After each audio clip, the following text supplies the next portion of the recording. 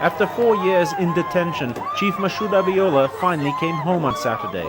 But instead of the hero's welcome his supporters had hoped to give him when this day arrived, Chief Abiola was making this final journey in a coffin.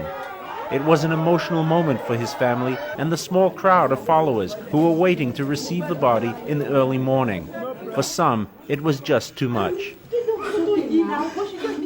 Chief Abiola's funeral had been postponed since his death on Tuesday from an apparent heart attack, so that an official post-mortem could be performed.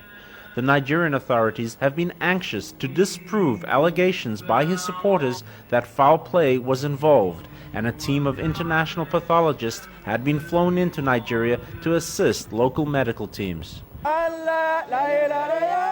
As Islamic prayers were recited inside the compound, outside, heavily armed police were on hand in anticipation of violence. By midday, thousands of mourners were streaming into the residence to offer their condolences to the Abiola family. For them, he was much more than just a political leader. Well, it symbolized hope to us, it symbolized a great future. I feel a big void and a loss, irreplaceable. We just lost a gem. He'll never come back again. Some were able to pay their final respects to Chief Abiola and view his body as it lay wrapped in a white cloth awaiting burial. Tensions rose when a group of students demanded they should also be allowed to see Chief Abiola's body. Appeals by family members for calm avoided violence, but the atmosphere remained volatile. The Abiola family wanted a quiet and dignified funeral, but when the body appeared, the crowd went wild with emotion. There was pandemonium as people scrambled to get a last glimpse of their hero.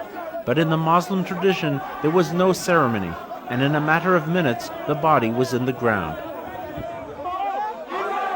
The students clamored over the grave, chanting militant songs and shoveling the earth while a police helicopter hovered overhead.